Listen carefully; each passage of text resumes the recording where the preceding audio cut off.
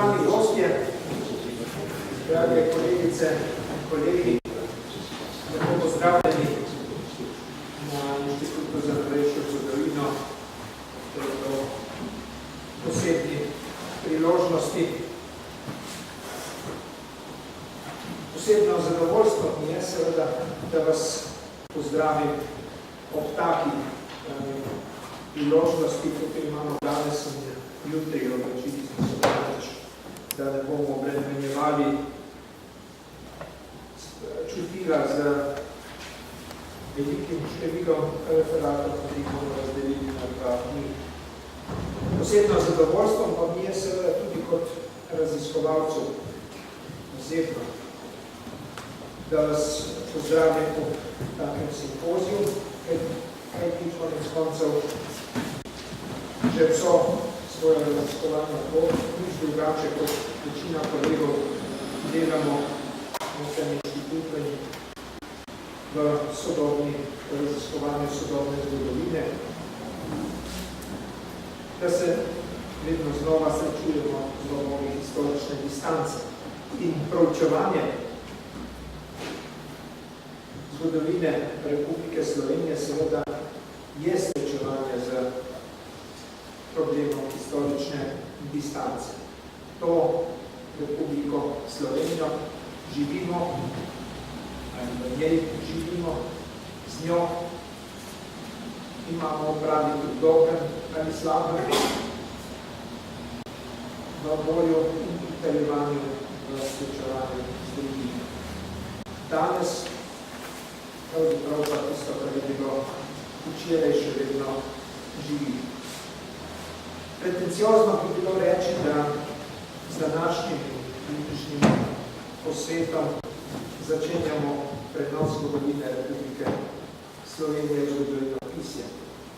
Pravzaprav bi bilo to globoko krivično. Kajti na inštitutu smo si že pred nekaj leti prizadevali, da bi postavili preko običajne raziskovalne poti, torej mladega raziskovalca na vzgor, jedro za raziskovanje najnovejše zgodovine s dvema stebroma, s politično in gospodarsko zgodovino, in obudili smo, oziroma poskušali smo postaviti celo Center za zgodovino samosvojitvene Republike Slovenije. Ni bilo velikega odziva in tudi kriza je do tega pripeljala, da smo danes precej na začetku. Vendar nismo brez rezultatov. Imamo iz tranzicije, monografijo o delovanju slovenskega parlamenta, imamo tudi monografijo o predsedniku Republike Slovenije.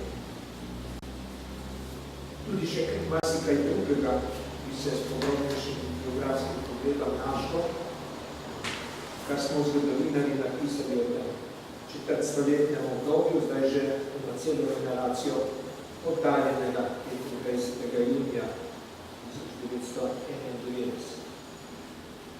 Vesel sem, da smo skupaj raziskovalci, aktivisti, poznavalci tega obdobja, vrsta inštitutorjev sodelavcev, zmogli poguma in želje, da povemo v metodologiji svoje vede ustrezno, seveda nekaj o procesih, ki še tečejo, kar se nekaj voda iz prvih let tega četrtstoletnega obdobja zaključujejo.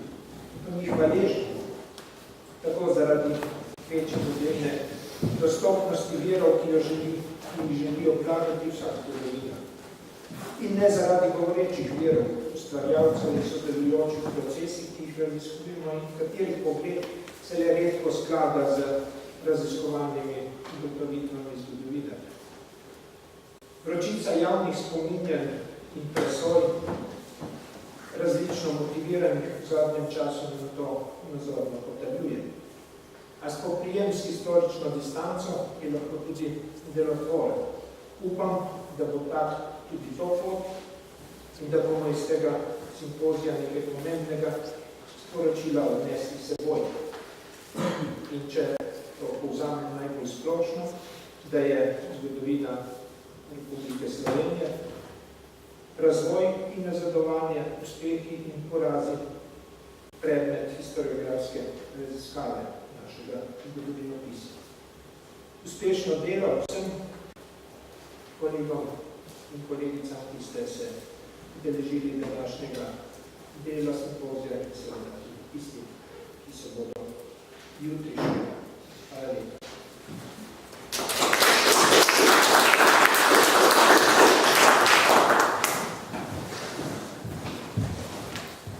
Drage kolegice, dragi kolegi, spoštovani gostje, dobro jutro tudi v imenu organizacijskega odbora današnjega in jutrišnjega srečanja, ki ga sestavljamo Mojca Šorn, Jurij Hadalin in jaz.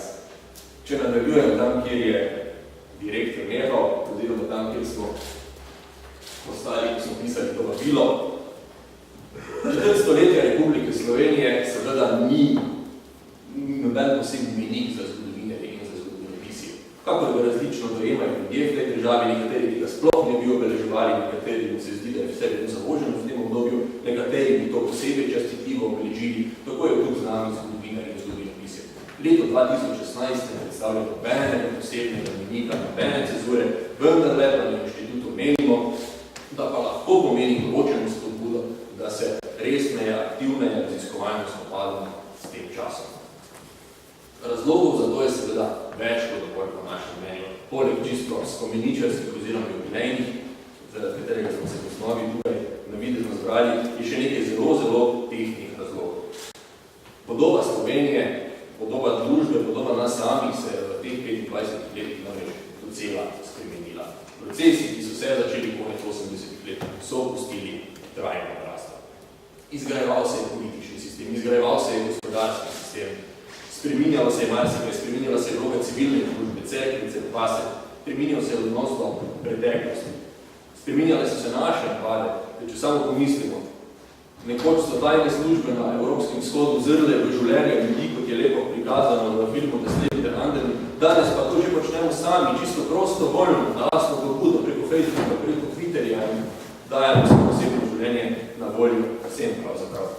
Jezik se je temeljito spremenil, ko smo raziskovalci ugotavljali v tem obdobju. Tudi politični jezik. Nastajali in izginjali so najrazličnejši izrazi, spomnimo se razumnikov, nacionalnega interesa, nekunov. Pomlad, ne nazadnje, v tej državi ni samo letni čas, ampak niti ni politično prepričanje, ampak veliko več, da je skoraj da bi rekli svetovni življenjski nazor ali državljanska drža. Skratka, veliko se je spremenilo, izziv je več kot dovolj. Po drugi strani, ta čas, teh 25 let, ta čas zajema že 1/3 celotne povojne dobe. In ta čas je že zdaj daljši, kot je bil čas mirno dobrega obstoja prve jugoslovanske države. Kraljevino se na tem inštitutu že pol stoletja ukvarjamo, pa še nismo na koncu in veliko raziskovalnih izzivov je še pred nami. Tako da že po kvantiteti, kronološko kvantiteti čas zrel za resno obravnavo. Po drugi strani, če pogledamo čisto kruto statistiko, v teh 25 letih je bilo rojenih v tej državi 500 000 otrok, četrtina prebivalstva te države. Ta naš čas je torej še kako zrel za resno zgodovinopisno obravnavo. In zato smo se pravzaprav na inštitutu odločili, da povabimo strokovnjake, ki so vse približno se mogoče dotaknili tega obdobja, da bi skupaj danes in jutri pogledali, kje smo in spostavili neko približno koherentno znanstveno raziskovalno metodološko osnovo za resnejše in bolj sistematično raziskovanje tega obdobja. Naši načrti niso pretenciozni, nihče ne želi napisati zgodovinske resnice v samostojni slovenski državi, daleč od tega želimo zgolj oblikovati nekaj ustreznih vprašanj in odgovorov in, kot rečeno, utiriti raziskovanje za naprej. Če pogledamo več kot četrt stoletja nazaj, konec leta 1990, takrat je nemški politolog Klaus von Behm to, kar se pravzaprav tedaj dogajalo, padec socialističnih režimov, razglasil metodološkem oziru za črni petek družboslovja. Rekel je svojim kolegom, raziskujete družbene procese, ne vidite pa tega, kar se vam dogaja pred očmi in niste sposobni napovedati ničesar. In seveda je imel določen oziro prav, padca Berlinskega zidu nihče ni napovedal. ne samo družboslovci, tudi zgodovinari, ne čeprav. Zgodovinari smo danes tukaj v večini, pa naš bran reče, ne, da mi pa se res izrazito ukvarjamo s preteklostjo, ne napovedujemo prihodnosti. Želim povedati zgolj to, da če tudi se bomo ukvarjali z zelo, zelo bližnjim časovnim obdobjem, skoraj da aktualnimi problemi, ne bo naš namen na tej podlagi napovedovati prihodnosti.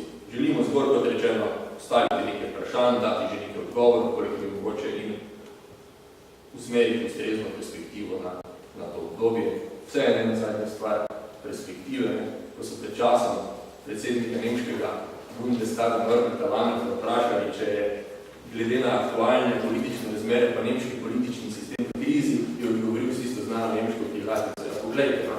Vse nemške politične stranke skupaj imajo bistveno manj članov, kot je članov nemškega avtomobilskega kluba ADA. Je vsekakor nekako, pa bi lahko bilo drugače. Tudi jaz želim podobno kot direktor, da bi bilo danes sproščeno, prijetno, danes in jutri seveda in pa blagobito srečanje. Hvala lepa, zdaj pa prosim predsednika znanstvenega sveta našega inštituta in tudi enega od pobudnikov tega srečanja, dr. Žarka Zajeviča, če bi vzel predsedovanje